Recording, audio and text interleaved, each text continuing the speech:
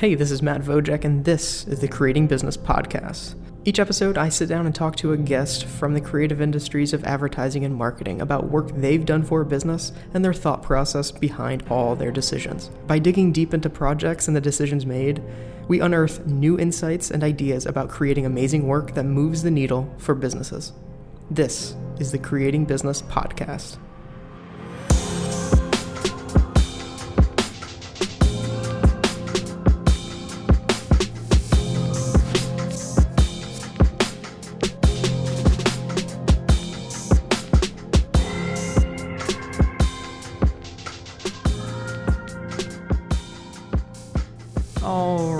Our project in question this week is Huntington Bank Brand System by Nonfiction.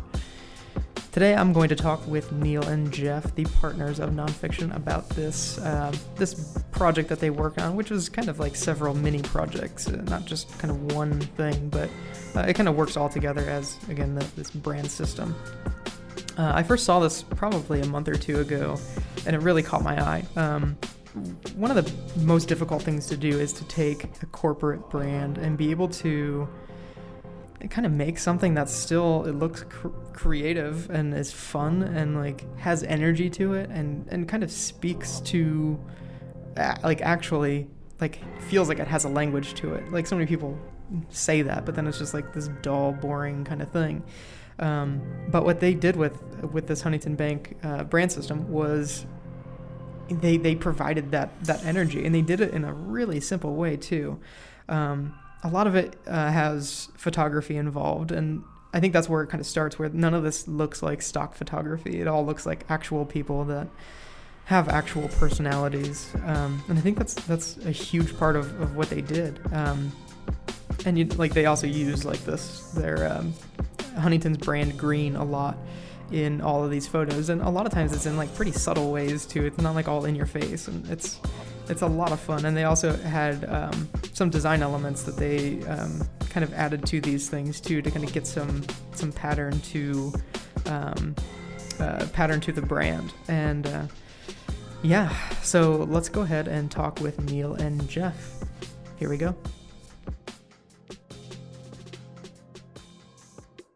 Okay, so I'm here with Neil and Jeff, and you guys want to give like a little short introduction to yourselves?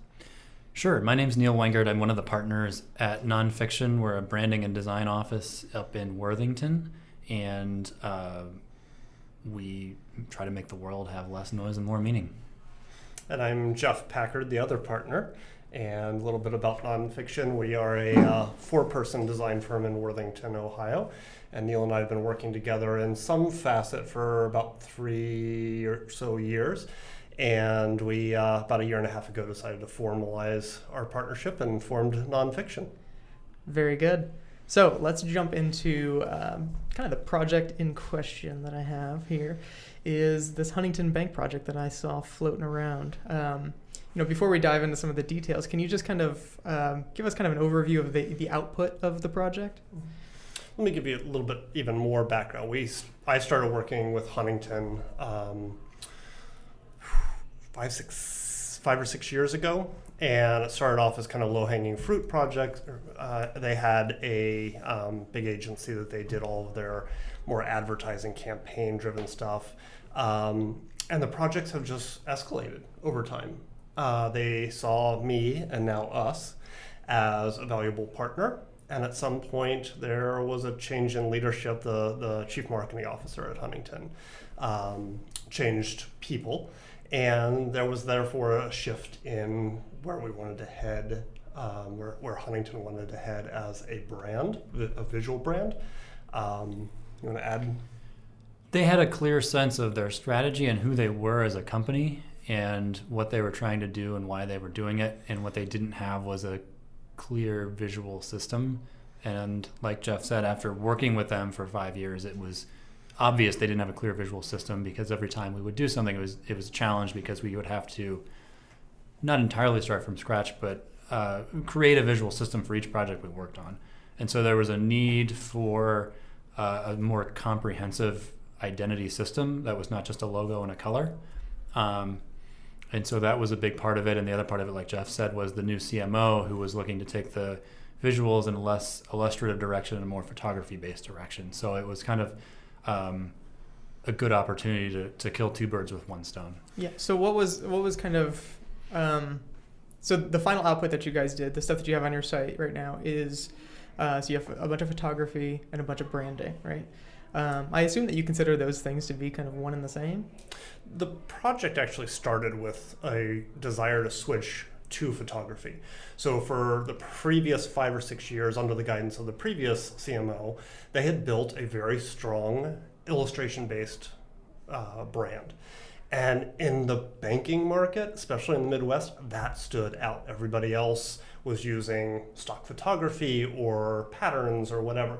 But when the new CMO came in, she said very deliberately, listen, we've been using this illustration. It's worked well for us, but it's starting to fall apart. We're not executing it on the way that we did 5 years ago. Things are happening faster now. We're not taking the time to be deliberate about it. We're pulling stock illustrations rather than hiring illustrators anymore. And it's just not having the oomph and the impact that it used to have. So her direction was, and this is as simple as the project started, we need to shift from illustration to photography. So that shift to photography, while it was a part of the larger puzzle for us, it was the main driving catalyst for the change. Nice. Okay, so now let's take a bunch of steps back now. So, I mean, the initial ask is usually where I like to go to, and you kind of just covered that, which is, so they wanted to make this shift from more illustration to something a little bit more photography based. I mean, what do you, from that moment that, you know, you have that, like, what are some of the initial thoughts that you guys had? From a practical standpoint, is there budget for this? Because Yeah. good photography is expensive, and bad photography looks like bad photography, and you can tell. And if we're going to do it as nonfiction, if we're going to do it, we want to do it right.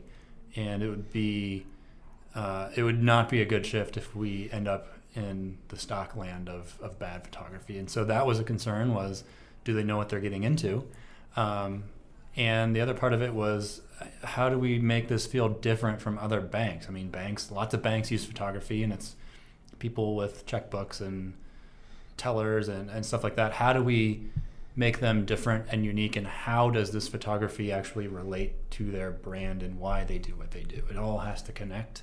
And so that was our challenge, is can they do it? Can they pull it off? And how do we make this actually connect and not just be like photography for photography's sake? Yeah. Were you kind of presented with any sort of specific timeline when you guys got started with that? Yes and no. We spent, in collaborating with Huntington, we spent about 3, 4, 5, 6 months working on kind of one-off projects trying to solve this challenge. So Huntington, knew they wanted to make the shift from illustration to photography, but they didn't have a plan in place. So what they did was they started using a project at a time.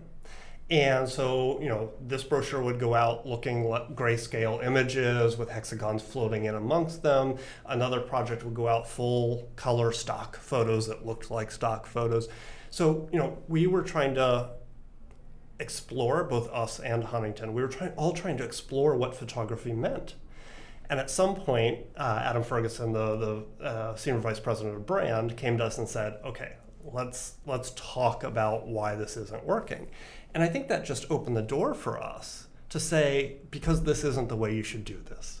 And so we had a long discussion with him about what the right approach would be, about what that would get us, about where we would end up, and about how long that would take. So to kind of come back to your initial question, we spent 3 months spinning our wheels. Wow. And then once we had permission and a project from Huntington to do this right, I think it was a month and a half. Yeah, I mean, it was very fast. There were, like Jeff said, there was all that run up of, can we do this one off? And we ended up in the same boat as we did with the illustration, as everything feels different and nothing feels cohesive because there is no real system. And so when they gave us the green light to actually explore this as a whole visual brand system refresh, it was early December, and we finished this up in mid-January. It was very fast. Well, it was really fast, and I think that just comes back to the long relationship we've had with them And the fact that we knew them, we had a relationship with them, they understood how we work, we understood how they work, and we were able to move really quickly for them. We did not need to get up to speed. We knew who Yeah. Huntington were. We knew what their goals were. So the things that would normally take a month to just get to know them, discovery, strategy, we were already there. Yeah. So can you guys talk, you started talking about a little bit, but like this idea of working with this big corporate company to try to do this project so you're a small company of 4 people and you're trying to do something to help their entire brand of, I don't know how many employees that they have, but I'm sure it's in tens of thousands or something. Like, what's that process like? I think there's 2 pieces to this. One is a nod to the amazing talent that's out there, us, other small design firms. I mean, you look at the ebb and flow of large agencies to small firms. A lot of the small firms learned everything in a big agency, and now we're going out and doing it ourselves. So for us, we take this approach of course we can do the same work that a larger agency can do.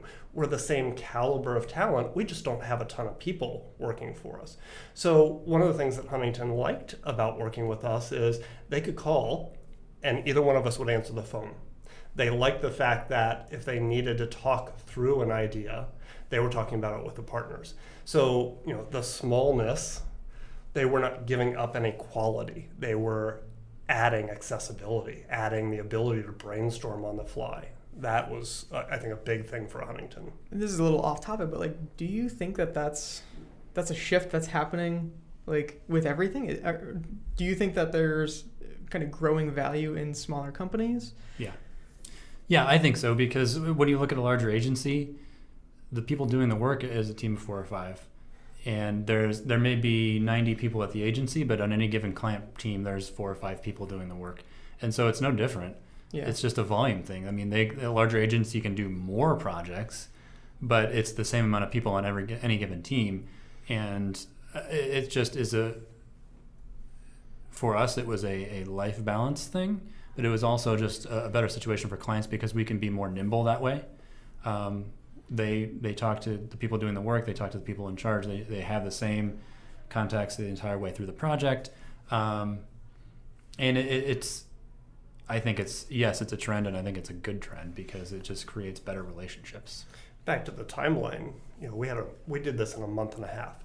I can't imagine a large agency doing this in a month and a half. They would have stacked teams upon teams, and that would have cost more money.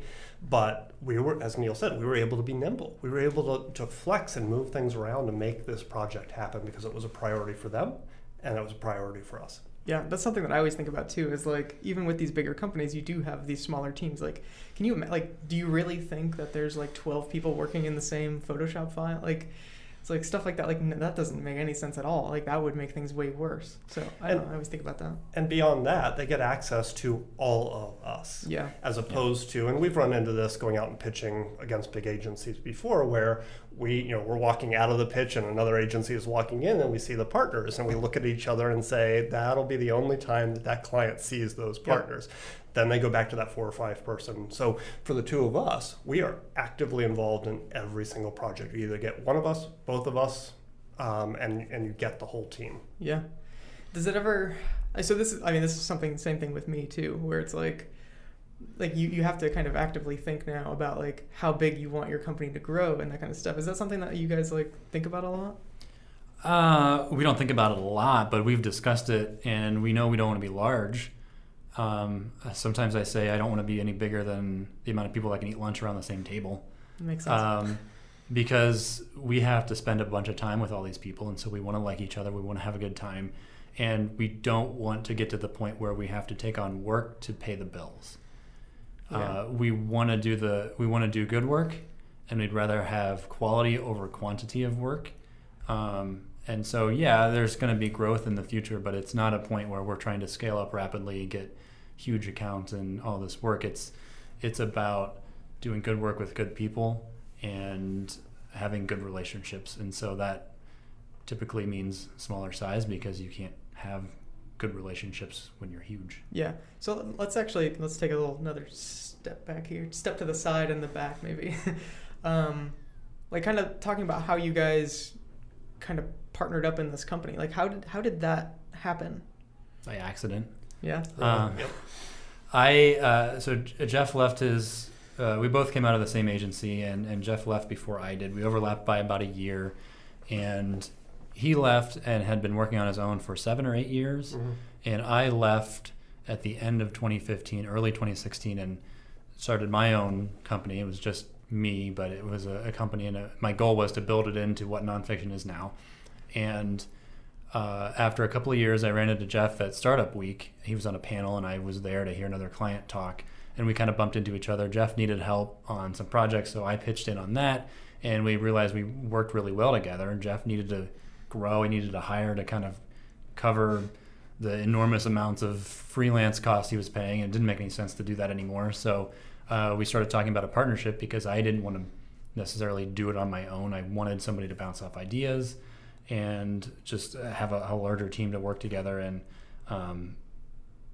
be perceived as a larger company, even though we were really the same size.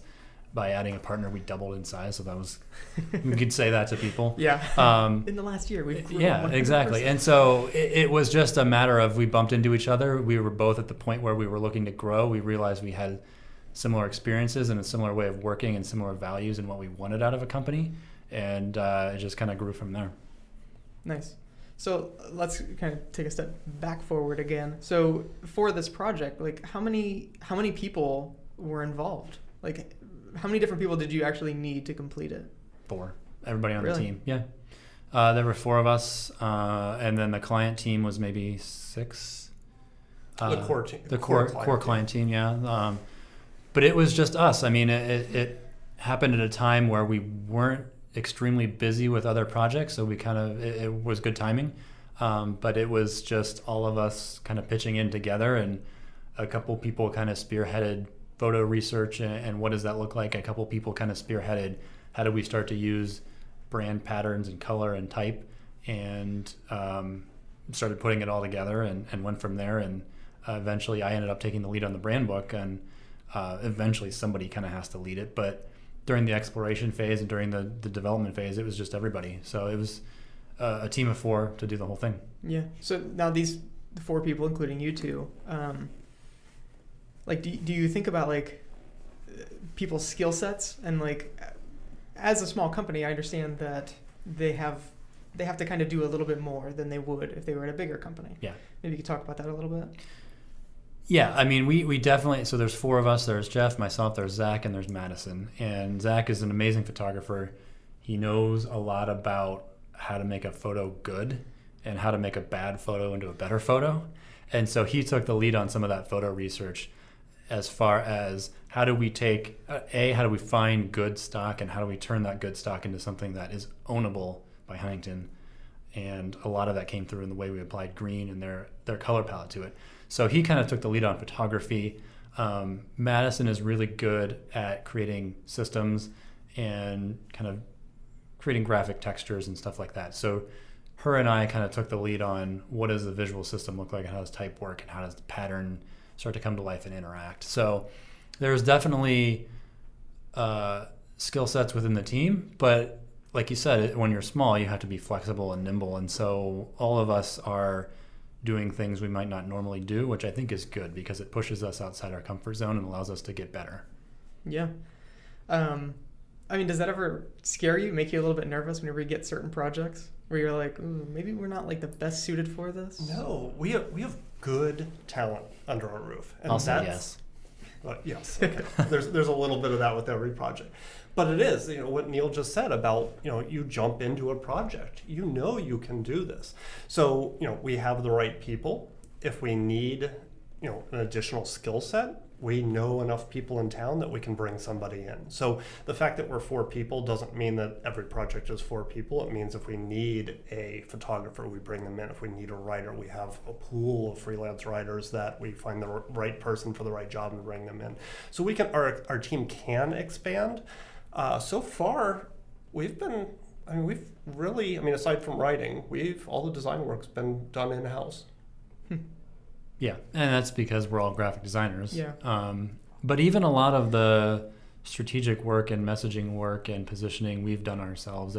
Our are times when we call in some outside help, just because they're better at research or they're better at the scale of what we're doing. But we've really, the core offer of what we do, which is brand identity and brand identity systems, we can do in-house, and then we build a team to suit after that as far as collaborators. Yeah. So let's jump into some of the more specifics of the project. Now I was reading the little case study that you guys had there, and there was also some elements that so aside from photography, there was other elements that they wanted to make sure that they used. Can you talk about those? So the direction we were given was obviously the shift to photography. The hexagons that they had been using previously was always relegated to a background of, a web page, or it was just treated like this tertiary element. And obviously the hexagons come from the logo mark.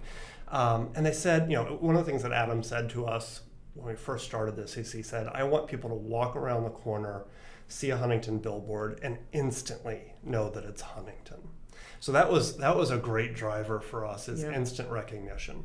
So those hexagons, so we had a palette of tools. We had the shift of photography that we needed to figure out. We had a typeface that we could not change. We had a logo that we didn't want to change, nor could we change.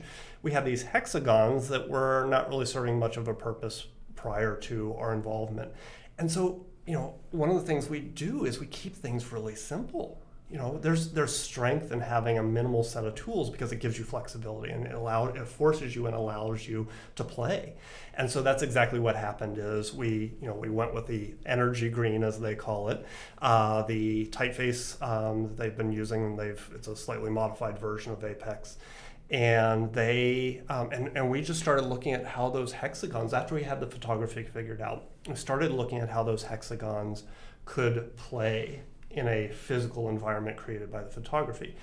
But it started to take on more of a metaphor for us about how Huntington, represented by these hexagons, weave in and out of the customer's lives. So, jumping sideways again, we developed two photography styles: studio photography and lifestyle. The lifestyle is there to represent that these are not just customers for Huntington. They are people with lives. They've got families, they've got jobs, they've got a car, they have travel plans, buying a house.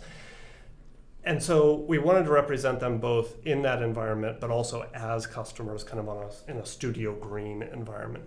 But those hexagons are the to us became the products and services that Huntington can that weaves in and out of their lives. So while we don't want to necessarily put them in front of a laptop to use a digital tool, or put them in front of a phone using a mobile deposit tool, those Huntington hexagons represent those tools and how they go in front of and around them and their families, and that we're always with you.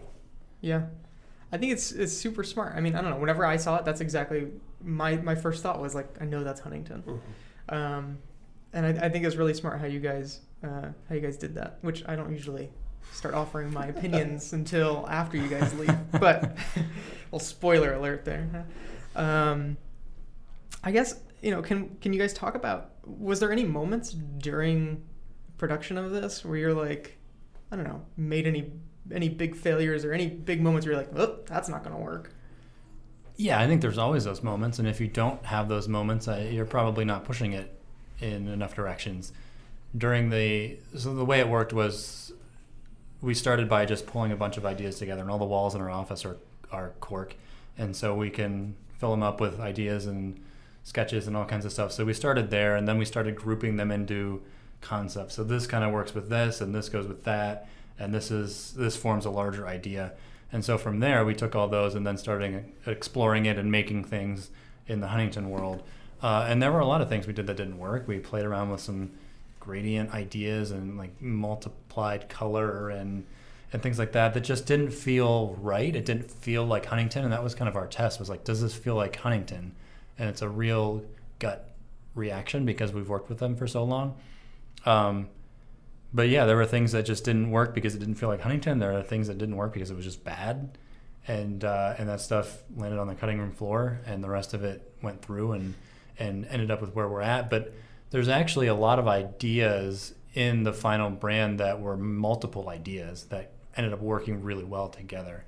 And that is, I think, just due to the nature and the flexibility of their toolkit. They have the hexagon, they have a typeface, and they have a color. And on the surface, that's limiting, but it forces you to be more creative because we're not artists. We're not trying to create something that expresses our feelings or anything. We're trying to create something that works for the client and solves what they're trying to do.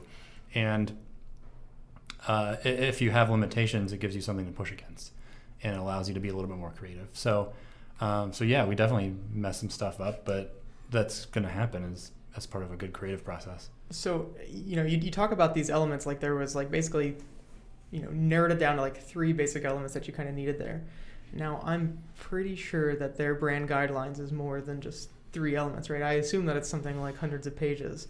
It is, but it's hundreds of pages. Well, it's about 100 pages. Okay.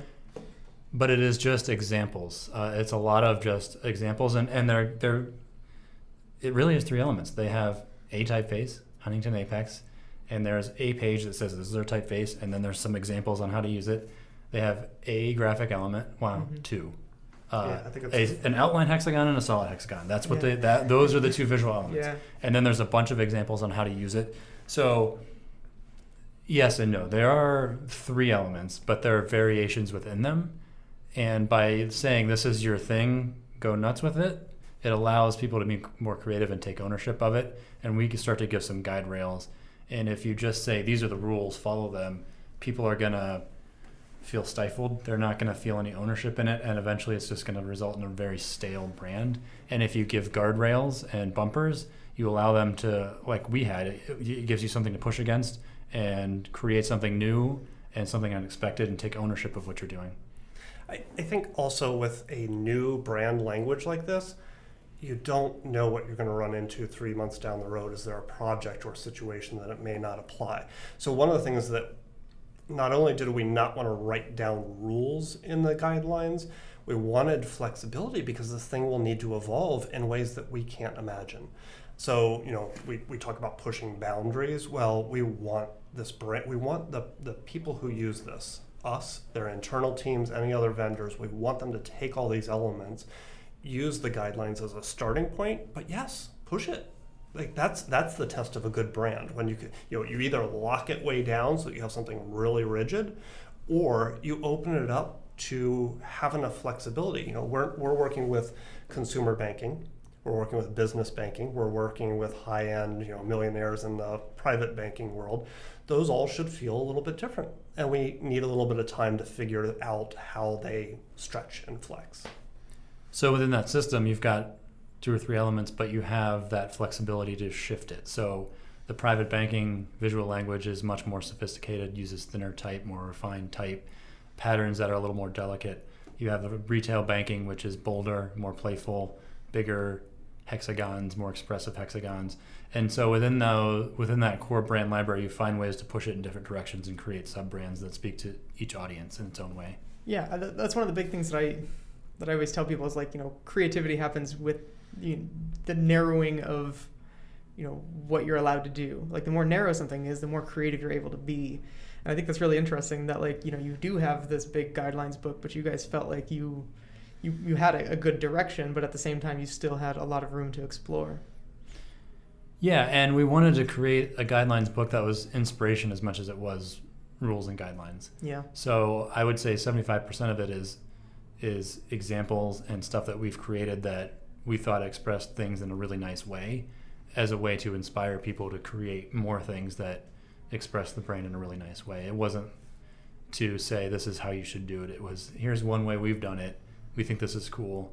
Follow our lead here and create something new.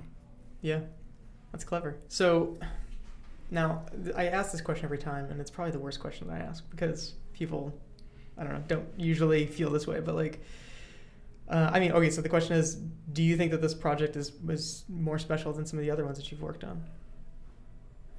I think it was very different. Yeah.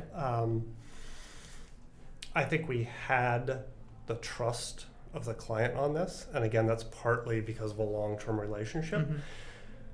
But they knew that giving us their kind of handing over the reins to their visual brand to us. We knew who they were. We knew what their objectives were. We knew who their audience was. And so in some ways, this was very unique in the sense that a client just said, go figure this out for us. Versus what we usually try to do, and we did this with Huntington too, but try to be much more collaborative. Work a little way, show them, modify it, come back. With this one, we that first visual presentation, it was again the additive process to get as much up on the wall. They came over to our office, and it was about stripping away what didn't work. And so we had kind of pre-done that, but it was nice to have the client over there to kind of do that as well. And I don't know that we've worked with a client quite that way, where they come over to our office, we have everything up on the wall, and we move things around. I think that it was a great process for us to explore on our own, but then to add Huntington to our team for that final round of selection. I almost feel like that's a dangerous game, though. It is. To invite the client over and see how the sausage is being made, right? Like, did that make you nervous at all, like knowing that they were going to be there?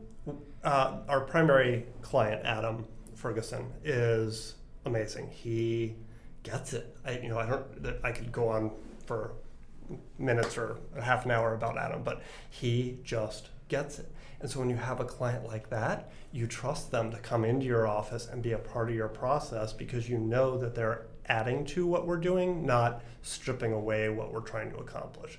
So having him in the room was a benefit to the process. Yeah. That's interesting. So the question that I normally ask is, like, at what point did you think that this project would be special? Well, to answer your last question, do we think it's special, or why is it special? All our projects are special. Yeah. But I think what makes this one unique and special for us is that it's a very large organization trusting us with their brand as a new company, even though Jeff has worked with them for many years. Nonfiction as a company is still new, and they trusted us, and they gave us a chance to really do something on a large scale, visibility wise, and that made us feel good, because we felt like we were partners to them, and they trusted us. And it also proves to other clients that we can do that kind of work. My next question was actually going to be, like, did you feel like you had to prove something with this project? A little bit in some ways, because it was the first project of this scale. We've done lots of branding projects, but it's been for smaller companies, and we don't approach it any other way. It's the same process, but this was a scale and a visibility that we hadn't done before. And so it was a little bit like, all right, let's prove to ourselves we can do this, and prove to the client that we can do this. And then in the back of our minds, we knew if we do this well, this is going to be a really good case study to then take around to other larger organizations and say, look, we can do this work. Yeah, we're smaller, but that doesn't mean anything. We're perfectly capable of doing this caliber work on this scale. For sure. So now, when did you finish this? When was it released? Wasn't that long ago? Well, we finished it in January, and it was officially released mid-March. So probably about 3 or 4 months ago. Yeah. Something like that. So at this point, it's probably a little early still, but has there been any results that you're able to talk about, I guess, from this? I know this is always a tough question, but I'm always curious on results, whether it's for their consumers or their team or even your team. Well, go ahead. I was just going to say, yes, this is very difficult, because what we didn't produce coming out of this were any specific brochures, websites, touch points, etc. This was really about creating a system. So that system is now being implemented. We have had a few projects that we have got a chance to actually put this to use, and it's working as well as we want it to, and as well as we hoped it to, and Huntington's very excited about it. But as far as, I don't know that consumers have really seen this brand out there. One of the things that's happening concurrently right now is Huntington is internally creating their own brand TV spots. And so those, I think, are airing or about to air. but it kind of put everything else that we did, all the print and maybe web stuff, on hold while they got these TV spots out. Now that those are out, we're expecting the ball to start rolling again and pretty good speed. And it's difficult to measure a project like this as far as ROI or what is the financial value of this. It's more of is the brand more visible? Do people recognize it more? And that's tough to measure, but I think that takes time. Mm-hmm. And I think as it starts to roll out, we'll see how that works. And like Jeff said, we finished a large business banking project for them that used the new system. And as that rolls out, I think we'll start to hear more on that as far as does it connect more? Is it more impactful? What do the bankers feel about it? How are they using it? That kind of stuff. Yeah. Now, okay, so you're saying that now there's other people using these guidelines that you've created. I can imagine that you're probably like, I wouldn't do that. Like, maybe you should do this instead. Like, I know that you probably don't have much of a say whenever it comes to that, but like, what are some of your thoughts on seeing other people use the guidelines that you made? Well, back to our earlier point, we didn't write rules. We wrote inspiration. And so, yes, there's going to be people who are going to push this in a direction that we may not have anticipated. And maybe we'll like it, maybe we won't, but it's about allowing the brand to breathe. And so I don't know that I'm, yes, we all feel like when we create something that this is our child, and we have trouble letting go. We have trouble seeing them mature and get older. But, like a child, we also know that they're going to get into trouble. Mm-hmm. And, so the good thing is they have a good parent in their brand team at Huntington to always look out for them and pull them back when necessary. So the fact that we may have birthed this child and it's Huntington's like child. A surrogate.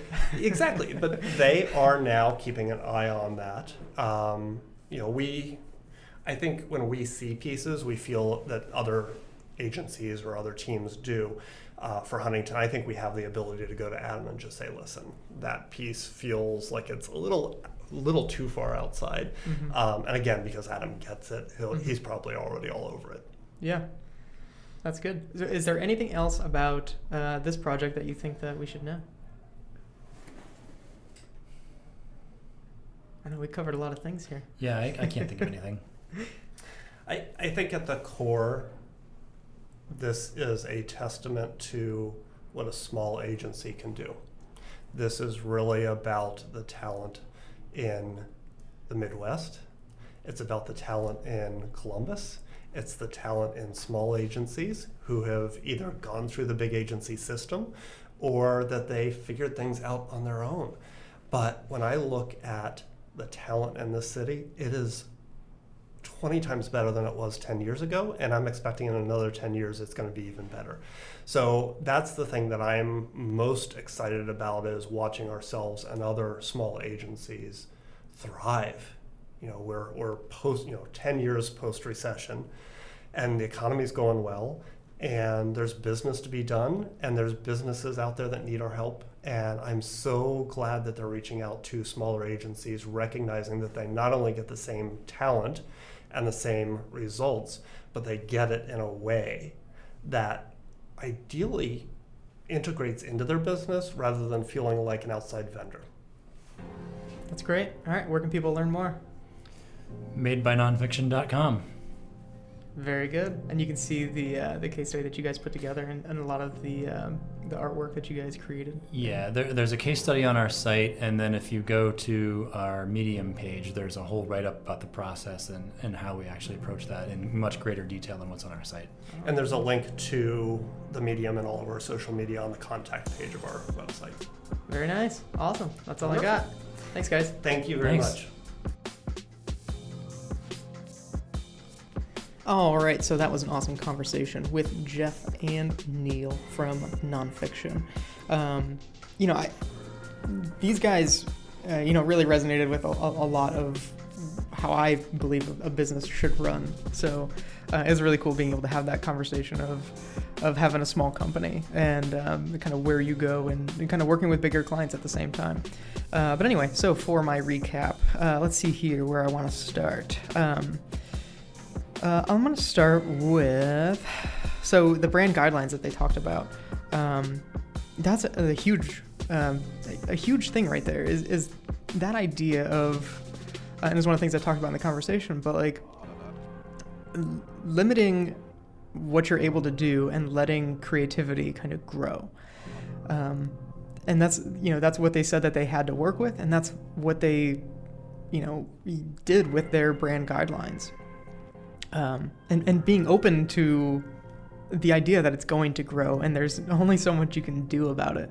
Like, you can provide that feeling that you want people to make whenever they are using those guidelines, but you can only do so much whenever you're doing that stuff. If you do have like a 200-page brand guidelines, that's going to get really confusing for people, and it's going to be almost impossible to work with, to the point where that's where a lot of these big corporate companies are living in right now, is these, again, giant brand guidelines, to the point where they're like, well, can we just put the white text on a blue background? And that's what they do. Like, that's the extent of their creativity, because they don't have room to kind of explore outside of that. Let's see here. The other thing is that idea of like smaller companies. There is a lot of small companies, small design companies, especially in the Columbus area. And I'm sure it's like that all across the country. But I always find it fascinating because, I run a small motion design company, which is not exactly the same, but they're very similar. And to see how there has been this kind of shift from bigger companies to smaller companies. I mean, obviously I love that idea because I'm reaping the rewards of that. But that idea that even if you go to a bigger company to get something done, you're still only getting 4 to 5, maybe 6 people actually working on the project. The other people are busy doing other things, and it doesn't make sense to have so many people on certain projects. So I think that was definitely a big thing to kind of note there.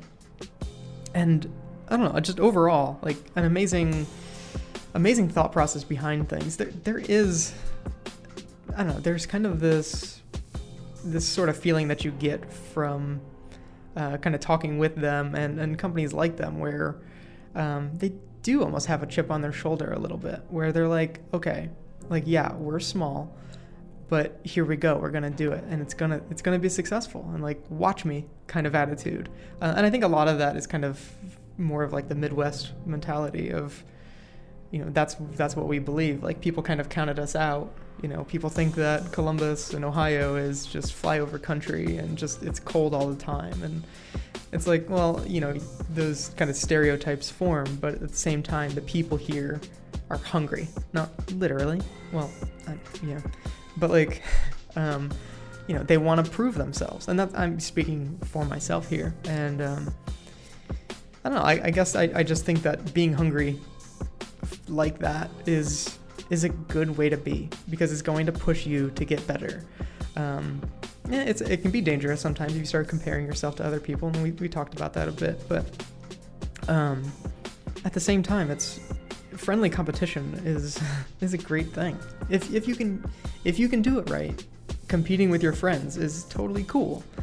There is a way to compete against somebody and not be malicious about it, and everybody still kind of be happy in the end, But I think a lot of people don't really see it that way. But anyway, so that is my recap.